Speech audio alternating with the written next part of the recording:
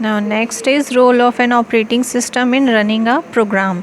Means program जब run होता है तब ऑपरेटिंग सिस्टम क्या रोल प्ले करता है उसमें, ये देखेंगे। ठीक है, अब क्या है, जब भी प्रोग्राम हम कोई एग्जीक्यूट करते हैं कंप्यूटर में, तो ऐसा तो है नहीं कि एक ही प्रोग्राम कंप्यूटर लेके बैठा रहता है, मीन्स एक ही प्रोग्राम रन करता है, ऐसा नहीं है ना।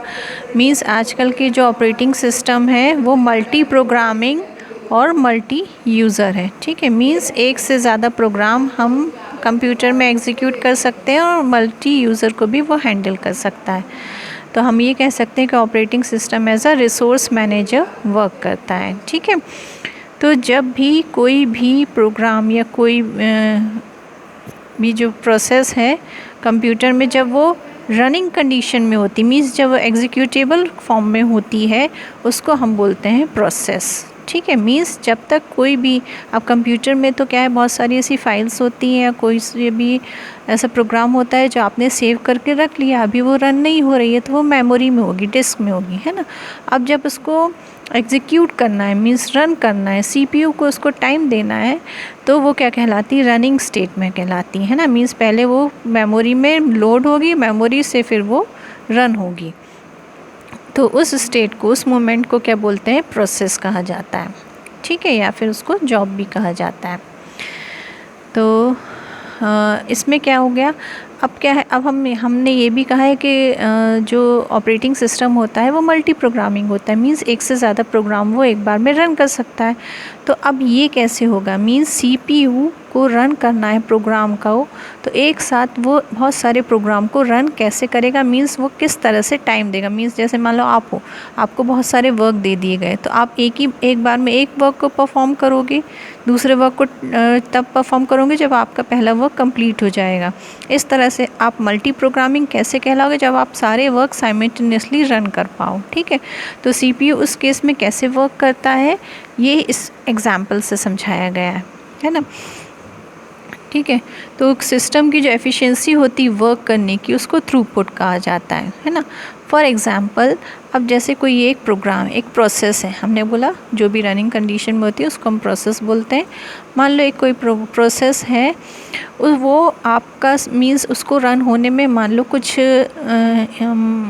फॉर एग्ज़ाम्पल यहाँ पर दिया हुआ है, उसको प्रोसेस होने में 7 मिली सेकेंड्स का वक्त लग रहा है ना। यहाँ से देख लेते हैं हम।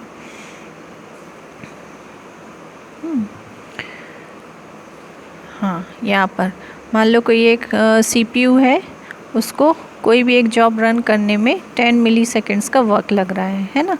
अब क्या हो गया, अब वो सीपीयू उसको टाइम दे रहा है, उसको रन कर रहा है। फॉर एग्ज़ाम्पल, अगर 7 मिली सेकेंड्स के बाद उस पर्टिकुलर प्रोग्राम को सीपीयू का टाइम नहीं चाहिए, मींस उसको मान लो कोई इनपुट करवाना है या कुछ आउटपुट प्रोड्यूस करना है ना, किसी और अदर रिसोर्सेज की ज़रूरत है उसको, तो वो उस समय उस पर्टिकुलर रिसोर्स का यूज़ करेंगे।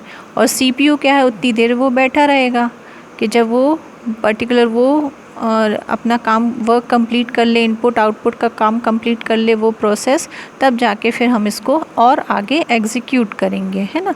तो तब उतना जो टाइम पीरियड है वो सीपीयू का आइडल टाइम होगा, आइडली सिट रहेगा सीपीयू, है ना। फॉर एग्ज़ाम्पल, अगर 10 मिली सेकेंड लग रहा है एक प्रोसेस को रन होने में, है ना, फिर 7 मिली सेकेंड के बाद उसको इनपुट आउटपुट चाहिए उस प्रोसेस को, तो वो इनपुट आउटपुट प्रोसेस में बिज़ी हो जाएगा, और उस इनपुट आउटपुट प्रोसेस में उसको फॉर एग्ज़ाम्पल 10 मिली सेकेंड्स लग रहे हैं, तो 10 मिली सेकेंड्स तक सीपीयू उसका वेट नहीं करेगा। सीपीयू क्या करेगा, सीपीयू को हम उतनी देर में दूसरा वर्क दे देंगे जो कि लगभग उतने ही टाइम पीरियड का होगा, means for example 8 milliseconds का है ना।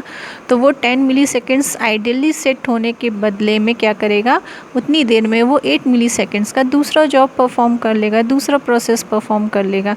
तो इस तरह से पर्टिकुलर उसी टाइम पीरियड में उसके 2 जॉब्स परफॉर्म हो जाएंगे। तो इस तरह से हम सीपीयू का टाइम मैनेज करते हैं, और इसलिए सीपीयू को क्या कहा जाता है, मल्टी प्रोग्रामिंग।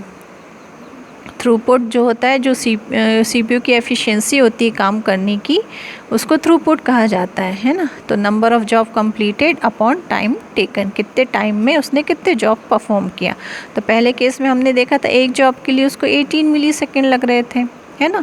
और दूसरे ही केस में 2 जॉब में उसको वही टाइम लगा, तो इसमें क्या है, थ्रूपुट उसका क्या है, सेकंड केस का थ्रूपुट ज़्यादा है।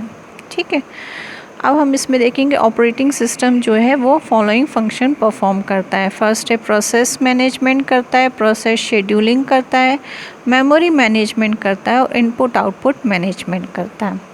ठीक है, तो एक एक करके एक एक टॉपिक को हम पढ़ेंगे, क्योंकि हर एक टॉपिक उसका अपने आप में बहुत डिटेल में है।